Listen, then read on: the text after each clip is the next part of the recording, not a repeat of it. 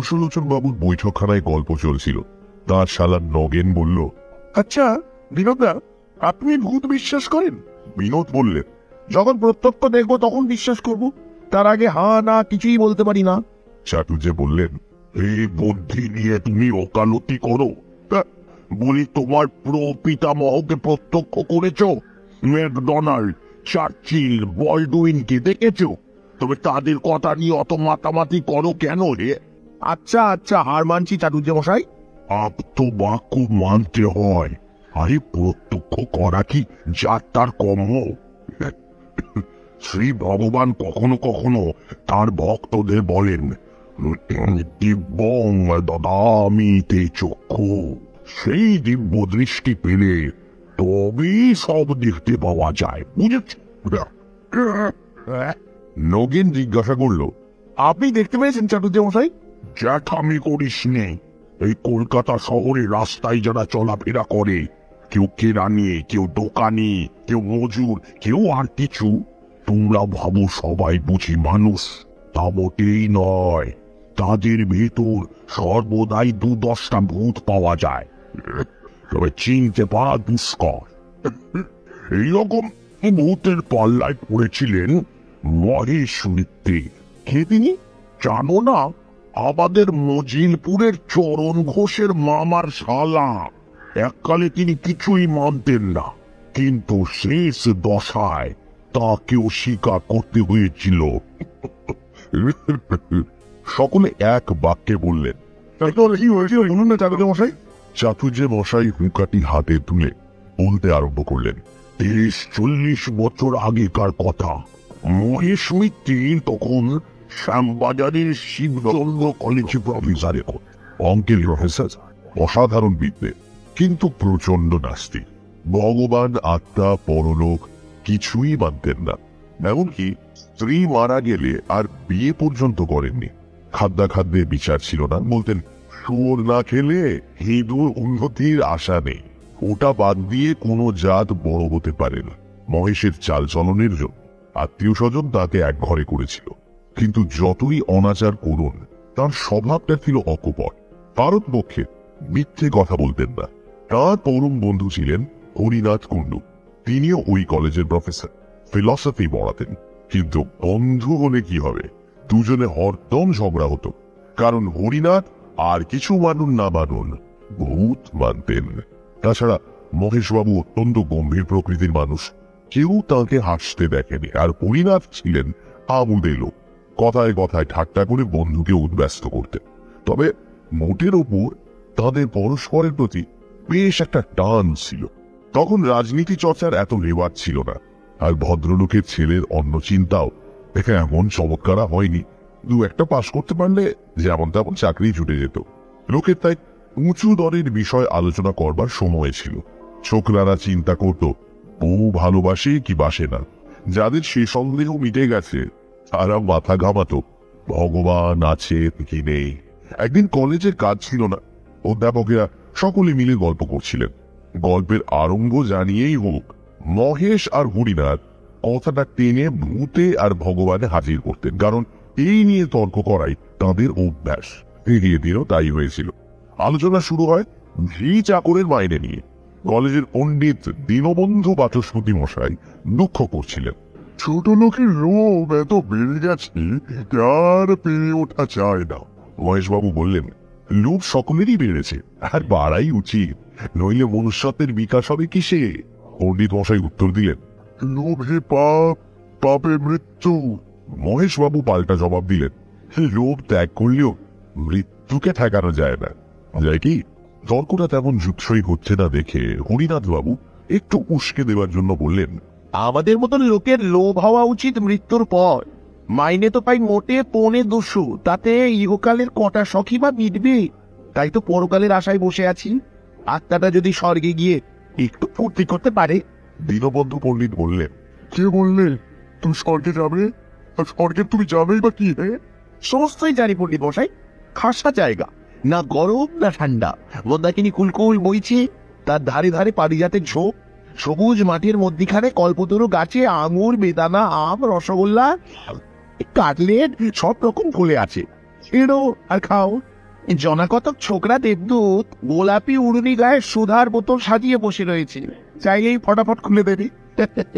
ওই হেথা কুঞ্জ বনি ঝাঁকে ঝাঁকে অপ্সরা ঘুরে বেড়াচ্ছে। দুদণ্ড রসালাপ করো, কেউ কিচ্ছু বলবে না। যত খুশি নাচ দেখো, গান শোনো, আর গালোয়াতি চাও তো নারদ মুনি রাস্তায় যাও।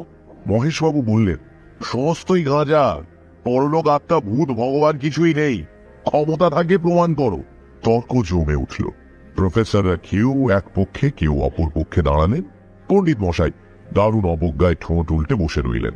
বৃদ্ধ প্রিন্সিপাল যদু সাটেল রফা করে বললেন, ভূতের তেমন দরকার দেখি না, কিন্তু আত্মা আর ভগবান বাদ দিলে চলে না। মহেশ মিত্তির বললেন, কেউই নেই, আমি 10 মিনিটের মধ্যে প্রমাণ করে দিচ্ছি। হরিনাথ কুণ্ডু মহা উৎসাহে বন্ধুর পিঠ চাপড়ে বললেন, লিখে যাও। তারপর মহেশবাবু ফুলস্ক্যাপ কাগজ আর পেন্সিল নিয়ে একটি বিরাট অঙ্ক কষতে লেগে গেলেন। ঈশ্বর, আত্মা আর ভূত, এই 3 রাশি নিয়ে অতি জটিল অঙ্ক। তার গতি বুঝে কার সাধ্য। বিস্তর যোগ বিয়োগ গুণ ভাগ করে হাতির সুরের মতন বড় বড় চিহ্ন টেনে অবশেষে সমাধান করলেন। ঈশ্বর ইজ ইকুয়াল টু 0, আত্মা ইজ ইকুয়াল টু ভূত is equal to square root of 0। Vachaspati বললেন, বদ্ধ উন্মাদ। মহেশবাবু বললেন, উন্মাদ বললেই হয় না, এগুলো কি বস্তুর মতো ইন্টিগ্রাল ক্যালকুলাস? সাধ্য থাকে তো আমার অঙ্কের ভুল বার করুন। হরিনাথ বললেন, অঙ্ক টঙ্ক আমার আসে না। বাচস্পতি মশাই যদি ভগবান দেখাবার ভার নেন, তো আমি মহেশকে ভূত দেখাতে পারি। বাচস্পতি বললেন, আমার বই গেছে। মহেশবাবু বললেন, বেশ তো হরিনাথ, তুমি ভূতই দেখাও না, একটা প্রমাণ পেলে আর সমস্তটাই মেনে নিতে রাজি আছি। হরিনাথ বাবু বললেন, এই কথা? আচ্ছা, আসছে সপ্তাহে শিব চতুর্দশী পড়ছি, সেদিন তুমি আমার সঙ্গে রাত 12টায় মানিকতলায় নতুন খালের ধারে চলো, পশ্চাপশ্চি ভূত দেখিয়ে দেব। কিন্তু যদি কোনো বিপদ ঘটে তো আমাকে দুষতে পারবে না। যদি দেখাতে না পারো? আমার কান কেটে দিও, আর যদি দেখাতে পারি তো তোমার নাক কাটবো। প্রিন্সিপাল যদু সান্ডেল বললেন, কাটাকাটি দরকার কি, সত্যের নির্ণয় হলেই তো হলো। শিব চতুর্দশীর রাতে মহেশ মিত্তির আর হরিনাথ কুণ্ডু মানিকতলায় গেলেন। জায়গাটা তখন বড়ই ভীষণ ছিল। রাস্তায় আলো নেই, দুধারে বাবলা গাছে আরো অন্ধকার করেছে। সমস্ত নিস্তব্ধ, কেবল মাঝে মাঝে পেঁচার ডাক শোনা যাচ্ছে। কচুট খেতে খেতে দুজনে নতুন খালের ধারে পৌঁছলেন। বছর 2 আগে ওখানে প্লেগের হাসপাতাল ছিল, এখনো তার গোটাগত খুঁটি দাঁড়িয়ে আছে। মহেশ মিত্তির অবিশ্বাসী সাহসী লোক, কিন্তু তারও গা ছমছম করতে লাগলো। হরিনাথ সারা রাস্তা কেবল ভূতের কথাই বলেছেন। তারা দেখতে কেমন, মেজাজ কেমন, কি খায়, কি পরে। দেবতারা হচ্ছেন উদার প্রকৃতির দিলদরিয়া, কেউ তাদের না মানলেও বড় একটা কেয়ার করেন না। কিন্তু অপদেবতারা পদবীতে খাটো বলে তাদের আত্মসম্মান বোধ বড়ই উগ্র। না মানলে ঘাড় ধরে তাদের প্রাপ্য মর্যাদা আদায় করেন। এইসব কথা। হঠাৎ একটা বিকট আওয়াজ শোনা গেল, যেন কোনো অশরীরী বিড়াল তার পলাতকা প্রণয়িনীকে আকুল আহ্বান করছে। একটু পরেই মহেশবাবু রোমাঞ্চিত হয়ে দেখলেন একটা লম্বা রোগা কুচকুচে কালো মূর্তি দুহাত তুলে সামনে দাঁড়িয়ে আছে। তার পিছনে একটু দূরে ওই রকম আরো দুটো। হরিনাথ বাবু থর থর করে কাঁপতে কাঁপতে বললেন, রাম রাম সীতারাম, রাম রাম সীতারাম। ও মহেশ, তুমিও বলো না। আরেকটু হলেই মহেশবাবু রাম নাম উচ্চারণ করে ফেলতেন, কিন্তু তার কনসিয়েন্স বাধা দিয়ে বললেন, একটু সবুর করো, যদি ঘাড় মোটকাবার লক্ষণ দেখো তখন না হয় রাম নাম করা যাবে। এরা একটা পাকুড় গাছের নিচে ছিলেন। হঠাৎ উপর থেকে খানিকটা কাদা গোলা জল মহেশের মাথায় এসে পড়ল। তখন সামনের সেই কালো মূর্তিটা নাকি শুনে বলল, মহেশ বাবু, আপনি নাকি ভূত মানেন না? এই অবস্থায় বুদ্ধিমান ব্যক্তিমাত্রই বলে থাকেন, আগে আগে হ্যাঁ মানি মান মানে মানে মানে বলছি। কিন্তু মহেশ মিত্তির বেয়ারা লোক। হঠাৎ তার কেমন একটা খেয়াল হলো, ধা করে এগিয়ে গিয়ে ভূতের কাঁধ খামচে ধরে জিজ্ঞাসা করলেন, কোন ক্লাস? ভূত থতমত খেয়ে জবাব দিল, second year sir. Roll number কত? ভূত করুণ নয়নে হরিনাথের দিকে চেয়ে জিজ্ঞাসা করলো। বলি স্যার। হরিনাথের মুখে রাম রাম ছাড়া কথা নেই। পেছনের দুটো ভূত অদৃশ্য হয়ে গেল। পাকুড় গাছে যে ছিল সে টুপ করে নেমে এসে পালিয়ে গেল। তখন বেগতিক দেখে সামনের ভূতটি ঝাঁকুনি দিয়ে মহেশের হাত ছাড়িয়ে চোচা দৌড় মারল। মহেশ মিত্তির হরিনাথের পিঠে একটা প্রচন্ড কিল মেরে বললেন, চোর। হরিনাথ পাল্টা কিল মেরে বললেন, নিজের নিজের পিঠে হাত বোলাতে বোলাতে দুই বন্ধু বাড়ি মুখ হলেন। আর আসল ভূত যারা আশেপাশে লুকিয়েছিল তারা মনে মনে বলল, আজই রজনীতে হয়নি সময়। পরদিন কলেজে হুলস্থুল বেঁধে গেল। সমস্ত ব্যাপার শুনে প্রিন্সিপাল ভয়ঙ্কর রাগ করে বললেন, অত্যন্ত শ্যাম্পুল কাণ্ড। দুটো নাম জানা অধ্যাপক একটা তুচ্ছ বিষয় নিয়ে হাতাহাতি। হরিনাথ, তোমার লজ্জা নেই? হরিনাথ বাবু ঘাড় চুলকে বললেন, আগে আমার উদ্দেশ্যটা ভালোই ছিল। মহেশকে রিফর্ম করার জন্য যদি একটু ইয়ে করেই থাকি তাতে দোষটা কি? হাঁটারুক আমার বন্ধু তো। মহেশ বাবু গর্জন করে বললেন, কে তোমার বন্ধু? প্রিন্সিপাল বললেন, মহেশ, তুই চুপ করো। উদ্দেশ্য যাই হোক, কলেজের ছেলেদের এর ভেতর জড়ানো একেবারে অমার্জনীয় অপরাধ। হরিনাথ, তুমি বাড়ি যাও, তোমায় সাসপেন্ড করলুম। আর মহেশ, তোমাকেও সাবধান করে দিচ্ছি, আমার কলেজে ভুতুড়ে তর্ক তুলতে পারবে না। মহেশবাবু উত্তর দিলেন, সে প্রতিশ্রুতি দেওয়া শক্ত। সকল রকম কুসংস্কার দূর করাই আমার জীবনের ব্রত। তবে তোমাকেও সাসপেন্ড করলুম। অন্যান্য অধ্যাপকেরা চুপ করে সমস্ত শুনছিলেন।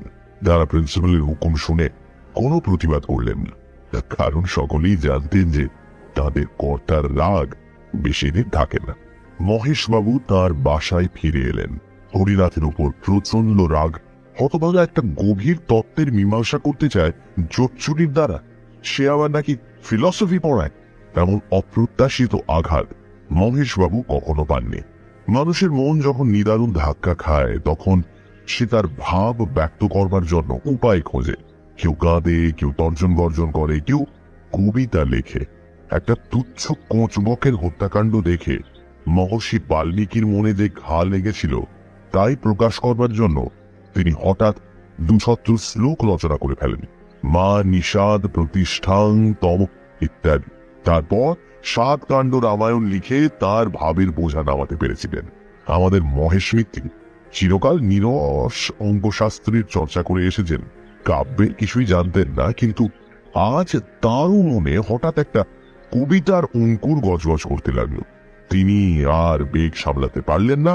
কলেজের পোশাক না ছেড়েই বড় একখানা অ্যালজেব্রা খুলে তার প্রথম পাতায় লিখলেন, হরিনাথ কুণ্ড খাই তার মুন্ডু। কবিতাটি লিখে বারবার ডাইনে বাঁয়ে ঘাড় বেঁকিয়ে দেখে আদি কবি বাল্মীকির মতন ভাবলেন, উত্তম হয়েছে। কিন্তু একটা খটকা বাঁধল। কুণ্ডুর সঙ্গে মুন্ডুর মিল আবহমান কাল থেকে চলে আসছে। এতে মহেশের কৃতিত্ব কোথায়? কালিদাসই হন আর রবীন্দ্রনাথই হন, কুণ্ডুর সঙ্গে মুন্ডু মেলাতেই হবে। এগুলো প্রকৃতির অলঙ্ঘনীয় নিয়ম। মহেশ একটু ভেবে ফের লিখলেন, কুণ্ড হরিনাথ কুণ্ড হরিপাত। হ্যাঁ, এইবার মৌলিক রচনা বলা যেতে পারে। মহেশের মনটা একটু শান্ত হল। কিন্তু কাব্য সরস্বতী একবার যদি কাঁধে ভর করেন তবে সহজে নামতে চান না।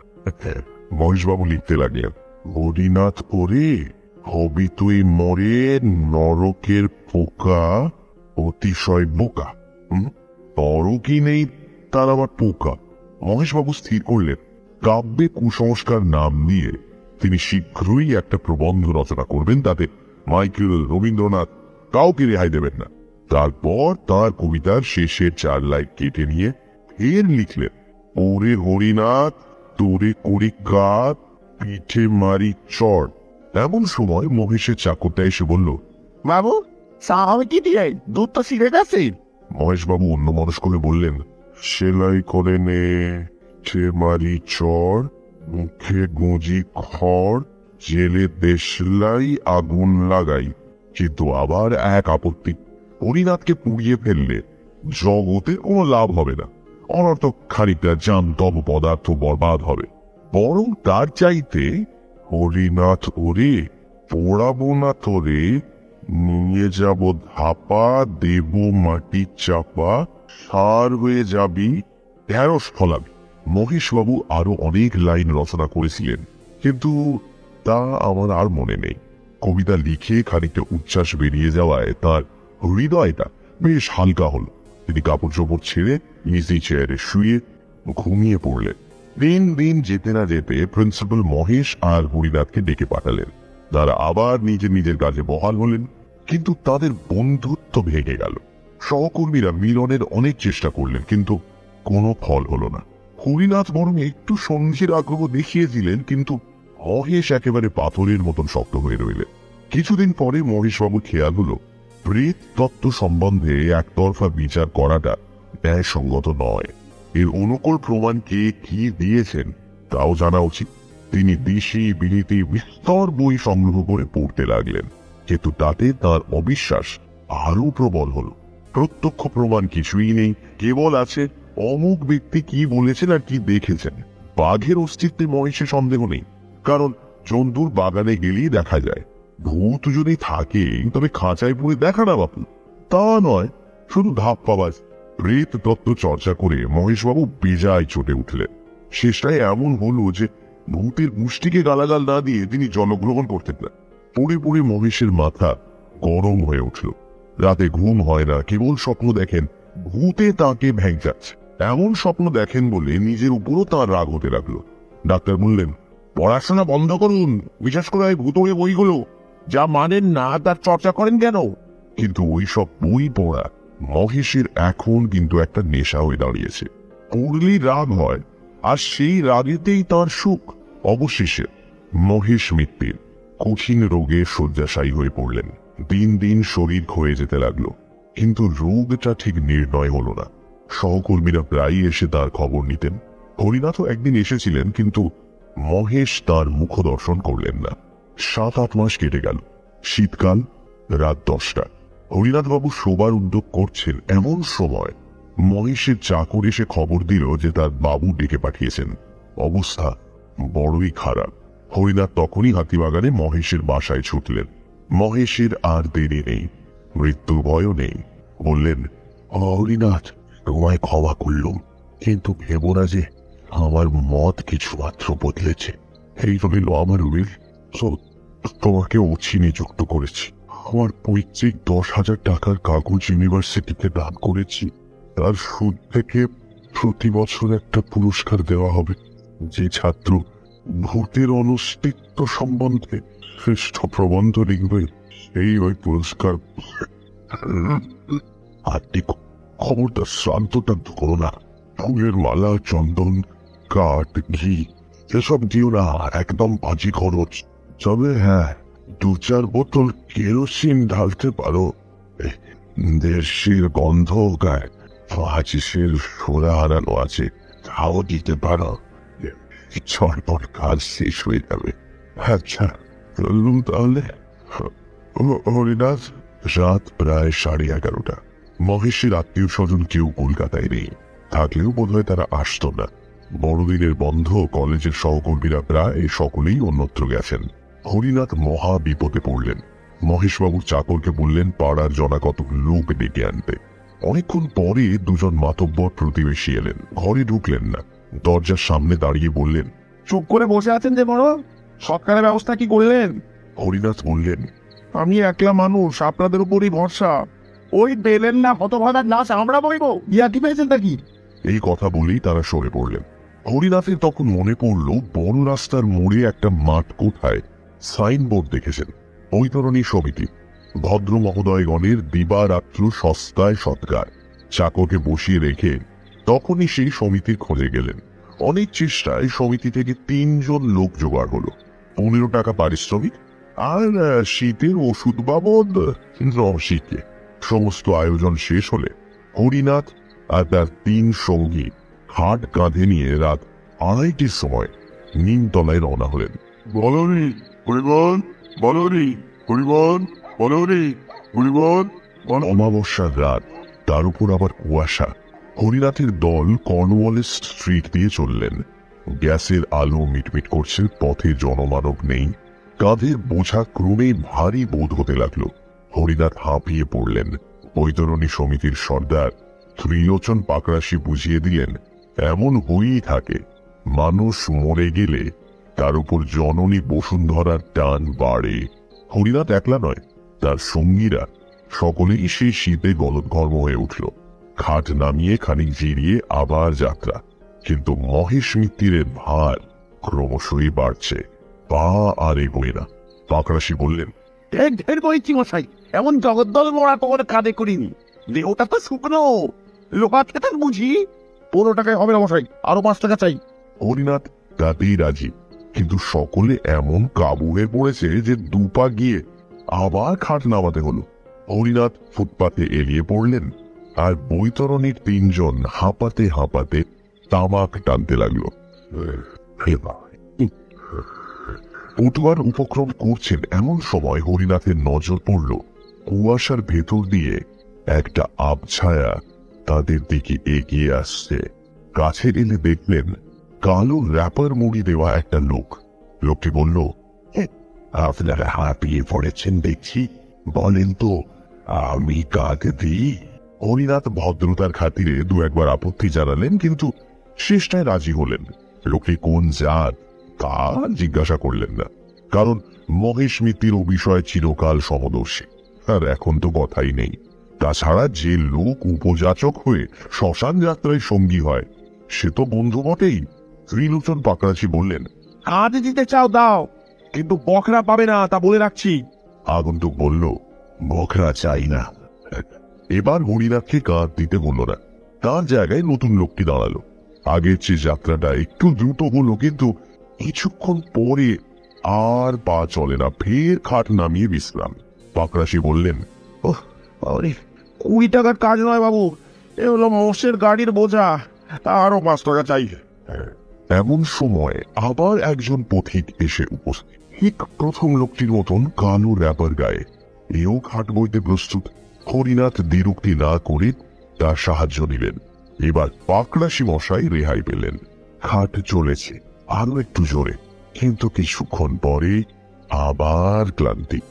মহেশের ভার অসহ্য হয়ে উঠেছে, তার দেহে কিছু ঢোকেনি তো।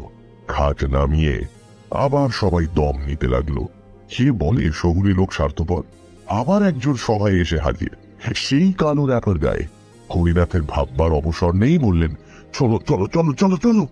আবার যাত্রা আরো একটু জোরে, তারপর ফের খাট নামাতে হলো। এই যে চতুর্থ বাহক এসে হাজির, সেই কালো র্যাপার। এরা কি মহেশকে বইবার জন্যই এই 3 প্রহর রাতে পথে বেরিয়েছে? হরিনাথের আশ্চর্য হবার শক্তি নেই, বললেন, ওঠাও ওঠাও খাট, চলো জলদি চলো। 4 জন অচেনা বাহকের কাঁধে মহেশের খাট চলেছে, পেছনে হরিনাথ আর বৈতরণী সমিতির 3 জন। এইবার গতি বাড়ছে, খাট হন হন করে চলেছে। হরিনাথ আর তার সঙ্গীদের ছুটতে হলো। আরে আরে অত তাড়াতাড়ি কেন? হ্যাঁ, একটু আসতে চলো। যেই বা কথা শোনে, ছুট ছুট। আরে কোথায় নিয়ে যাচ্ছ? থামো থামো, বিনল স্ট্রিট ছাড়িয়ে গেল যে। লোকগুলো কি শুনতে পায় না? ওকে পাকড়াশি, থামাও না ওদের। কি কোথায় পাকড়াশি? তিনি বিচক্ষণ লোক, ব্যাপারটা বুঝে টাকার মায়া ত্যাগ করে সদলে পালিয়েছেন। মহেশের খাট তখন তীর বেগে ছুটছে। হরিনাথ পাগলের মতন পিছু পিছু দৌড়চ্ছে। কর্নওয়াল স্ট্রিট, কোল দিঘি, বউবাজারের মোড় সব পার হয়ে গেল।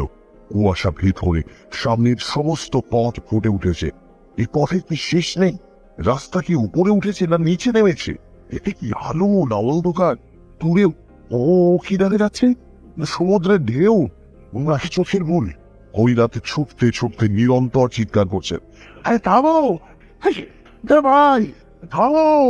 ও কি ও কি? খাটের উপর উঠে বসেছে কে?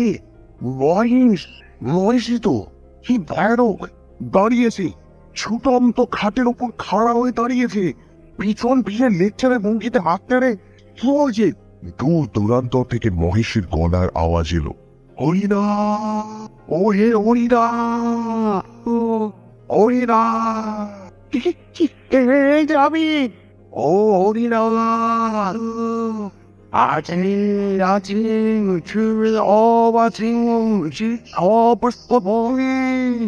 মহেশের খাট অগ্রসর হয়ে এলো। তখনও তার ক্ষীণ কণ্ঠস্বর শোনা যাচ্ছে। মাছি আছে আরে হরিনাথ আছে সব আছে। হরিনাথ মূর্ছিত হয়ে পড়লেন। পরদিন সকালে ওয়েলেসলি স্ট্রিটের পুলিশ তাকে দেখতে পেয়ে মাতাল বলে চালান দিল।